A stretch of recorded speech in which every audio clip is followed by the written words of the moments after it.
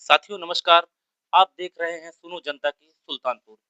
आज हमारी मौजूदगी लखनऊ में हुई है और एक ऐसे शख्सियत से आपकी मुलाकात करवाते हैं जो परिचय के मोहताज नहीं है। हाई कोर्ट अधिवक्ता सनी पटेल जी, आपको अपने चैनल पे हम हार्दिक स्वागत करते हैं भैया। सबसे पहले आपको धन्यवाद करता हूँ, आपके सभी दर्शकों को धन्यवाद करता हूँ जो आपको निरंतर देखते हैं, सुनते हैं, पढ़ते हैं और जो आपका सपोर्ट करते हैं। उन सभी साथियों को धन्यवाद करता हूँ, नमस्कार करता हूँ। भैया आजकल आप बहुत बड़ी चर्चा के विषय में हैं, रामपुर खास। याद भी होगा आपको, आप गए भी थे वहाँ पे। आपने कौन सी ऐसी जादू वहाँ पे फेर के आप चले आए हैं, तो वहाँ के युवा आपको विधायक के रूप में देखने लगे, जबकि आपकी तरफ से अभी हमको लगता है कि आधिकारिक बयान नहीं आया है। लोग लोग तो चाह ही रहे हैं चुनाव लड़िए आप।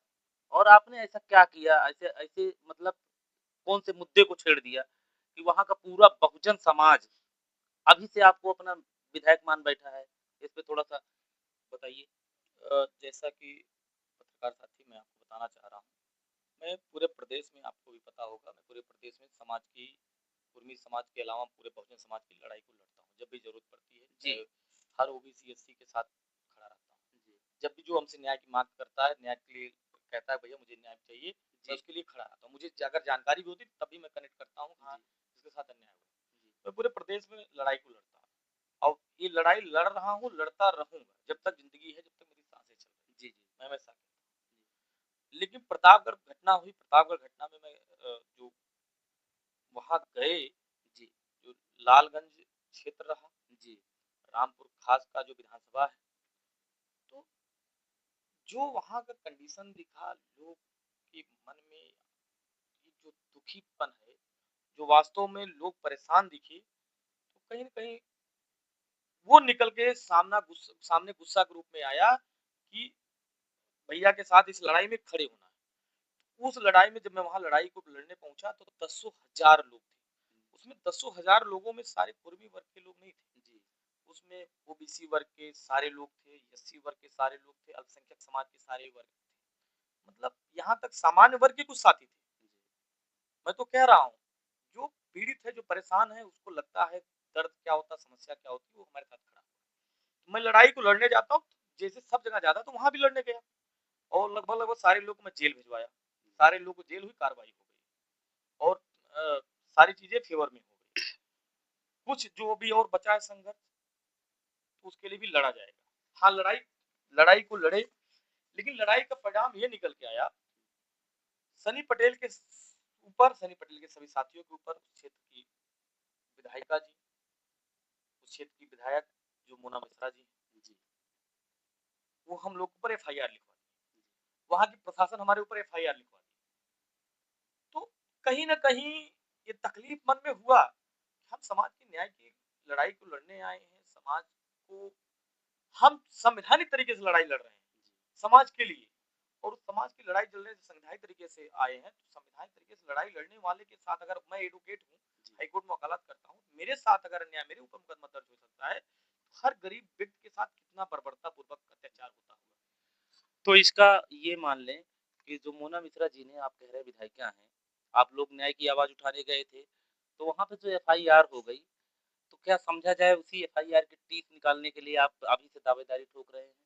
कि या वहाँ की दशा और दिशा देख के आपको ऐसा लगा कि मुझे यहाँ पर लोगों का समर्थन और प्रेम मिल रहा है और मेरे आने से यहाँ की दशा सुधरेगी? या फिर सिर्फ़ एफआईआर की एक टीस के कारण या गुस्से के कारण ये आपने निर्णय लिया है? देखिए, हम क्रांतिकारी लोग हैं। शायद माननीय विधायिका जी को पता नहीं था, मोना मिश्रा जी को पता नहीं था। हम क्रांतिकारी हैं। मुकदमा, जेल, थाना चौकी से नहीं डरते। जी, उनको ये पता होना चाहिए गलत जगह बयाना ले लिया।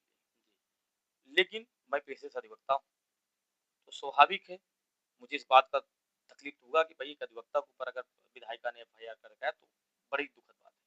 और दूसरी बात, मेरे ऊपर मुकदमा होता तो मेरे लिए भी वो उतना फर्क नहीं पड़ता। लेकिन उस क्षेत्र के, उस समाज के, बहुजन समाज के लोग हमारे पास उसके बाद, घटना के बाद आए, जी, पहुंचने के बाद यहाँ आए कि भैया अब आपको वहां से विधानसभा का चुनाव लड़ना चाहिए, आपको वहां विधायक हम चाह रहे हैं, आप विधायक वहां बन के आइए।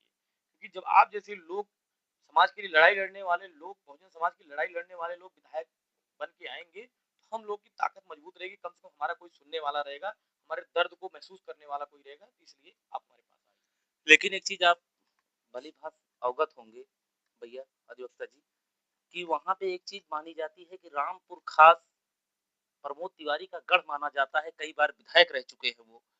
तो ऐसा लोगों का कहना है कि सनी पटेल जी ऐसा कौन-सा मुद्दा लेके जाएँगे और कितनी ताकत के साथ जाएँगे कि वहाँ पे सामने उनको फेस कर लेंगे, या जो अभी लोग आपके साथ हैं बहुजन बहुजन साथी जो भी थे, जो लड़ाई में शामिल थे, वो आपको भी लोग देख रहे हैं, आपने वहाँ पे संघर्ष किया, उसमें दो राय नहीं है, हम भी वहाँ थे, कवरेज करने गए थे। हमने आपका संघर्ष देखा, ज़मीन पे था, मैं इसके लिए आपकी सराहना करूँगा।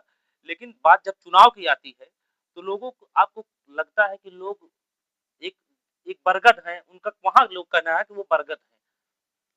तो बरगद से सामना जब होगा, तो क्या लगता है कि लोग मजबूती से टिकेंगे, जिस तरीके से अभी ढाढ़स बना रहे हैं, पूरी मजबूती दे रहे हैं आपको? देखिए, मैं प्रमोद तिवारी जी को बड़ा नेता मानता हूँ। जी, मैं उनको छोटा नेता नहीं मानता। और कांग्रेस के बड़े नेता रहे हैं, बड़े सम्मानित नेता रहे हैं, मैं उसको मानता हूँ। मैं जैसे युवा हूँ और प्रमोद तिवारी जी भी संघर्ष करके राजनीति में आए हैं। संघर्ष करके राजनीति में आए हैं, तो जनता, वहाँ की जनता ने उनको सर आँखों पर बिठाकर उनको विधायक बनाया, लगातार विधायक बनाया। तो उस जनता को धन्यवाद करता हूँ जो संघर्ष को निकल के आता है, उसको सैल्यूट करती है, उसको आगे बढ़ाती है, उसको विधायक बनाती है। तो मैं, अगर प्रमोद तिवारी जी का सिर्फ मामला होता तो मैं विरोध में चुनाव नहीं लड़ता, क्योंकि मैं संघर्ष संघर्ष करने वाले हर व्यक्ति के साथ में खड़ा रहता हूँ, मैं संघर्ष करने वाले व्यक्ति का सम्मान करता हूँ। लेकिन फिर ये कैसे जरूरी हो गया कि संघर्ष प्रमोद तिवारी जी करें, उसका फायदा मोना उनकी बिटिया को मिले, उनकी बिटिया के बाद उनके नाती को मिले। परिवारवाद नहीं है। देखिए, सियासत विरासत में नहीं तय होगी। मैं हमेशा कहता हूँ लोगों से, सियासत संघर्ष से तय होगा, और संघर्ष जो करेगा वही राजनीति को विधायक बनने का हकदार रहेगा। प्रमोद तिवारी जी के साथ तमाम ब्राह्मण समाज के लोग चले, लोग जातीय एंगल से अगर देखें, तमाम ब्राह्मण समाज के लोग चले, संघर्ष किए, उनसे ज्यादा भी संघर्ष किए। प्रमोद तिवारी जी भी परिवारवाद के प्रेम में अपने संघर्ष को भूलकर, अपने समाज के लोगों को, बहुजन समाज के लोग संघर्ष को भूलकर परिवारवाद की चाह में अपनी बिटिया को भी आगे कर दिए, बिटिया के बाद अब नाती को भी आगे कर रहे हैं। यही विरासत, यही सियासत बदलना है। और आप कह रहे हैं कि गढ़ गढ़ किसी के नहीं, ऐसा नहीं, ऐसा मैं नहीं कह रहा हूँ, हमें वही ऐसा वहाँ लोगों का आप कहना जनता है। की बात कर रहे हैं। हाँ, वहाँ की जनता कह रहा है, वहाँ आप कुछ जनता की बात जो कर भी रहे उनके हैं। समर्थक हैं। उनके समर्थक, उनकी जनता ने उनके समर्थक। जी, इतिहास हमेशा बड़ा लिखा जाता है, जी, और इतिहास तब लिखा जाता है जब बड़ा कुछ होता है। बड़ा कुछ जो बरगद, बड़ा बरगद कटता है, जो बड़ा बरगद गिरता है, तभी इतिहास लिखा जाता है। मैं युवा हूँ, मैं इतिहास लिखने में विश्वास करता हूँ, और इस देश की और हमारे रामपुर खास की जनता है, ये वास्तव में इतिहास लिखने के लिए हमसे ज्यादा तत्पर है कि भैया आप आइए यहाँ विधायक बन के जाइए, यहाँ विधायक बनिए। आप जैसे पढ़े लिखे व्यक्ति को, आप जैसे वकीलों को, आप जैसे अंतिम पायदान के दर्द को समझने वाले व्यक्ति को चुनाव जीतना बहुत जरूरी है। इसलिए मैं कह रहा हूँ कि मैं वहां चुनाव जीत इसलिए आ जाऊंगा कि वहां की जनता सनी पटेल से कह रही भैया आप यहाँ विधायक बनिए। लोग जाते हैं विधायक बनने के लिए, मैं कह रहा हूँ मेरे पास रोज डेली सैकड़ों फोन प्रतापगढ़ रामपुर खास से आते हैं, भैया आप चुनाव लड़िए, आपको लड़ना ही होगा।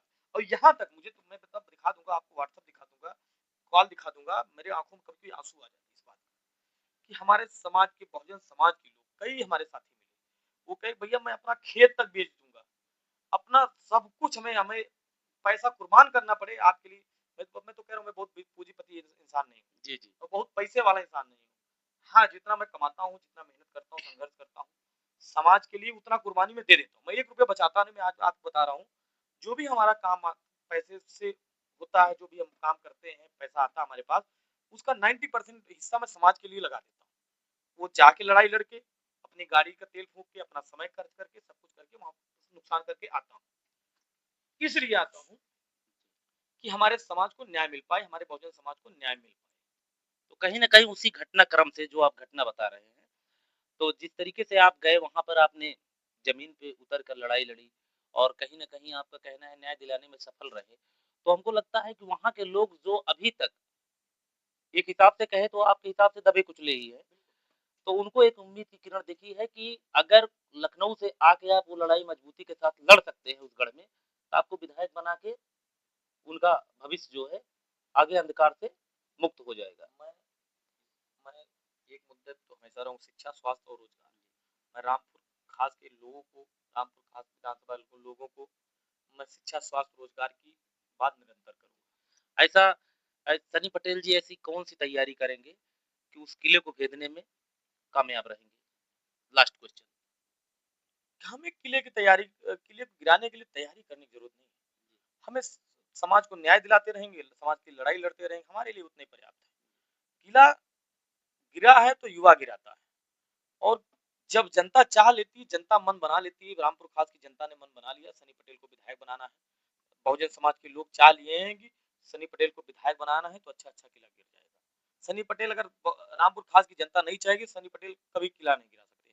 तो ये मन रामपुर खास की जनता ने बनाया, सनी पटेल ने नहीं बनाया। सनी पटेल, मैं लोग कहते हैं सनी पटेल विधायक बनने के लिए, सनी पटेल हर जिले में जाते हैं, सब जगह विधायक नहीं बन जाएंगे, सब जगह जिले में जाते हैं सांसद बनने नहीं जाते। हम हाँ, कुछ उनके जो चहेते थे, माननीय प्रमोद तिवारी जी के जो चहेते थे, उनके लोग हमारे खिलाफ र्यूमर उड़ाने का प्रयास किए, वो बाहरी है। मैं तो कहता हूं, आप क्षेत्र के विधायक हैं, आप क्षेत्र के नेता हैं, तो अगर बाहरी आदमी आपसे पहले पीड़ित परिवार के घर पहुंच जा रहा है, बाहरी ये सनी पटेल हुआ, बाहरी आप हुए कि आज तक विधायक है, तब से आप पीड़ित परिवार का आज तक घर नहीं गए। जी, जी। नहीं, सही है आपकी बात। तो मैं अपने समाज के लोगों से कहना चाह रहा हूँ, इस गुमराह में मत रहिएगा। ये लोग गुमराह करेंगे, हमेशा भटकाने का प्रयास करेंगे कि सनी पटेल बाहरी है। सनी पटेल, मैं कह रहा हूँ, मैं विधायक बनूं या ना बनूं, मैं जितनी ताकत के साथ आपकी आवाज को आज बुलंद कर रहा हूँ, लड़ता रहूंगा। और हमारे लिए विधायक ही इंपॉर्टेंट नहीं, मेरे लिए आप इंपॉर्टेंट हो। पूरे बहुजन समाज की लड़ाई को लड़ता रहूंगा जब तक सांसें हैं। मैं कोर्ट से लेके सड़क तक आपकी लड़ाई को पूरी मजबूती के साथ लड़ूंगा। अगर आप मौका दे दिए, रामपुर खास की जनता को मैं निवेदन कर रहा हूँ, अगर आपने मौका दे दिया विधानसभा, मैं सड़क, सदन और न्यायालय तीनों जगह आपकी लड़ाई को मजबूती से लड़ूंगा। शिक्षा, स्वास्थ्य, रोजगार पे भी काम करूंगा। आपकी क्षेत्र में अच्छे विद्यालय निर्माण करवाऊंगा, अच्छे स्वास्थ्य सुविधाएं दिलवाऊंगा, और रोड अच्छी व्यवस्था करवाऊंगा, ताकि आपके बच्चों का भविष्य अच्छा करूंगा। चलिए भैया, बहुत-बहुत धन्यवाद, आपने इतना समय दिया। आप सभी दर्शकों को पुनः नमस्कार। और मैं एक बात अपने साथियों से, रामपुर खास के साथियों से मैं निवेदन कर रहा हूँ, वहाँ कुछ साथी बताते हैं भैया वो डर के मारे कुछ लोग निकल के नहीं आते। माननीय विधायक जी का इतना डर है, दबाव है, फर्जी एफआईआर करवा देते हैं, फर्जी तरीके से परेशान कर देते हैं। मैं उन साथियों से कहना चाह रहा हूँ, यही मौका है, वोट के दम पे छोड़ देना है। आप आज बदलाव दे दोगे तो फर्जी तरीके से आपके ऊपर एफआईआर नहीं हो पाएगा, फर्जी तरीके से आपको दबाव नहीं दे पाएंगे। और सनी पटेल अगर विधायक बन गया तो तय मानिए, कोई कितना भी ताकतवर आदमी रहेगा, कोई कितना बड़ा अपने आप को तुर्रम खा लगाता होगा, कितना बड़ा गुंडा लगाता होगा, माफिया लगाता होगा, उसकी दाल सनी पटेल नहीं करने देगा। हमारे बहुजन समाज को परेशान नहीं होने देगा सनी पटेल। हमारे उस न्याय पसंद लोग जो सामान्य वर्ग से भी आते हैं, कई साथी आए हमसे मिलने आए, कहें भैया आपको जरूरी है वहाँ पे, क्योंकि सब लोग परेशान है, कहीं ना कहीं इनका दंश सारे लोग झेल रहे हैं। तो उन सामान्य वर्ग के लिए भी अगर कहीं भी उनके ऊपर अत्याचार होता है, उनकी लड़ाई को मैं वहां पूरी मजबूती के साथ लड़ूंगा, उनको न्याय दिलाऊंगा। चलिए भैया, बहुत-बहुत धन्यवाद। आप सभी साथियों को पुनः नमस्कार, और आप लोग हमारे चैनल को ज़्यादा से ज़्यादा सब्सक्राइब करिए और शेयर करिए।